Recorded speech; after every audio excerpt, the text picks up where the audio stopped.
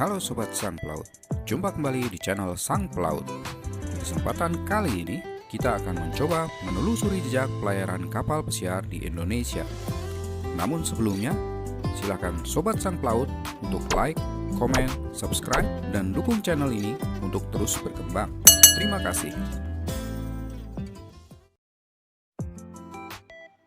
Indonesia sebagai sebuah negara kepulauan terbesar di dunia memiliki keindahan alam dan budaya yang sangat menarik untuk ditelusuri. Keramah tamahan penduduknya pun menjadi modal yang utama bagi Indonesia dalam upaya mengembangkan industri pariwisata. Kapal pesiar bisa dijadikan salah satu sarana menikmati keindahan alam dan lautan di Negara Kesatuan Republik Indonesia ini. Kapal pesiar telah lama melewati lautan Indonesia. Namun, bisnis ini mulai dikenal oleh masyarakat Indonesia sejak tahun 1995. Saat itu, ada 3 operator kapal pesiar yaitu Star Cruises, Royal Caribbean, dan satu-satunya pemain domestik Awani Dream yang lalu lalang di lautan Indonesia. Namun, hanya Awani Dream saja yang menjadikan Indonesia sebagai destinasi utama. 2 operator lainnya hanya singgah di Pulau Bali ketika kapal melakukan pelayaran wisata dari Singapura ke Australia atau sebaliknya. Padahal, hampir semua pulau di Indonesia bisa dijadikan destinasi wisata seperti Sabang, Wakatobi, hingga Raja Ampat. Sepertinya, faktor regulasi dan infrastruktur menjadi kendala bagi Indonesia pada saat itu. Kunjungan kapal pesiar mulai meningkat sejak tahun 2008. Puluhan kapal telah mengunjungi Indonesia meskipun harus bersandar di pelabuhan peti kemas atau melepas jangkar di tengah laut dan menggunakan skoci yang dibawanya untuk mengangkut penumpang ke daratan. Seiring dengan kemajuan sumber daya manusia dan pembangunan infrastruktur di Indonesia, pemerintah telah mengupayakan pembangunan dermaga pelabuhan agar bisa disinggahi kapal-kapal pesiar bertonase besar yang tentunya akan bisa menambah devisa negara melalui industri pariwisata dari turis-turis asing yang dibawanya. Saat ini, Indonesia telah memiliki 7 pelabuhan yang dibangun dengan berbagai fasilitas untuk mengakomodasi kapal pesiar.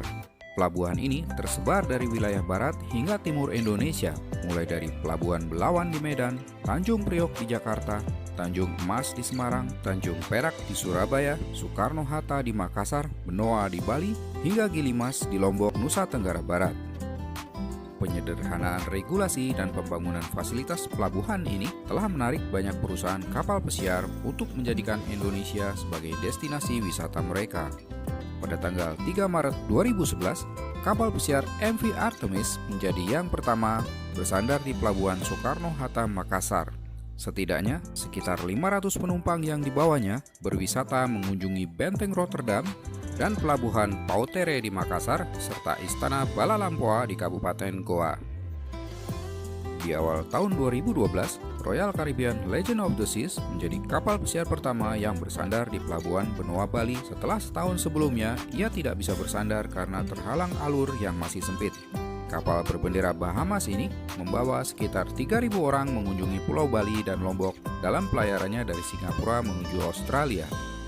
MV Seabourn Odyssey menjadi kapal pesiar pertama yang berlabuh di Tanjung Perak, Surabaya pada 29 November 2014 setelah diresmikannya Gapura Surya Nusantara sebagai terminal penumpang khusus kapal pesiar pada 2 Oktober 2014. Mungkin ini menjadi pelabuhan yang terbaik untuk kapal pesiar di Indonesia karena terintegrasi dengan Surabaya North Quay, sebuah pusat perbelanjaan yang ada di Tanjung Perak.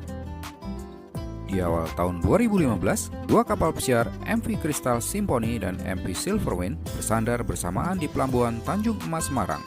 Ribuan turis asing yang dibawanya berwisata mengunjungi situs prasejarah terbesar di Indonesia, yakni Candi Borobudur di Magelang.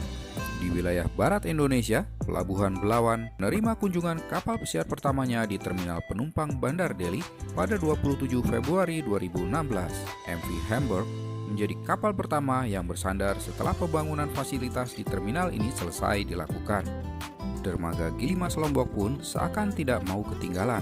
Pada 5 November 2019, Sun Princess menjadi kapal pesiar pertama yang bersandar di dermaga ini setelah pembangunannya selesai dilakukan. Sun Princess sudah berulang kali membawa wisatawan ke Lombok. Namun, sama seperti kapal pesiar lainnya, ia hanya melepas jangkar di perairan Teluk Lembar karena alur sempit dan prasarana yang belum memadai.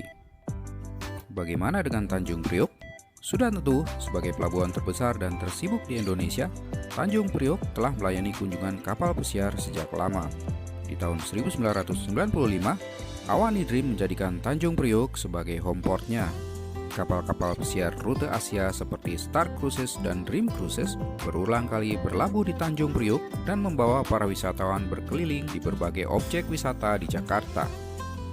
Kunjungan kapal pesiar di Indonesia terus meningkat setiap tahunnya. Sepanjang tahun 2019, kedatangan kapal pesiar ke Indonesia mencapai 667 kunjungan dengan jumlah total wisatawan yang dibawanya sebanyak 430.000 orang. Pada awal 2020, Kementerian BUMN dan Kemenparekraf rencanakan kawasan Pelabuhan Benoa Bali untuk menjadi home port kapal pesiar bagi pelabuhan-pelabuhan di seluruh wilayah Indonesia. Akan tetapi, wabah virus corona yang merebak di akhir tahun 2019 dan menjadi sebuah pandemi global hingga saat ini sepertinya membekukan rencana tersebut seiring dihentikannya pelayaran kapal pesiar di seluruh dunia. Kini, setelah hampir 2 tahun pandemi berjalan, beberapa perusahaan kapal pesiar tampak telah memasukkan Indonesia ke dalam jalur pelayarannya di akhir tahun 2021 ini. Meskipun pemerintah belum menentukan kapan gerbang turis kapal pesiar akan kembali dibuka. Beberapa perusahaan pelayaran seperti AIDA, Seabourn, Oceania, Viking, Silversea, Regent Seven Seas, Holland America Line, Azamara, dan Windstar Cruises memasukkan Pulau Bali, Lombok, Ende, serta Taman Nasional Komodo sebagai destinasi favorit dalam paket perjalanan wisatanya. Akankah kapal-kapal indah ini kembali menghiasi laut Indonesia? Semoga saja.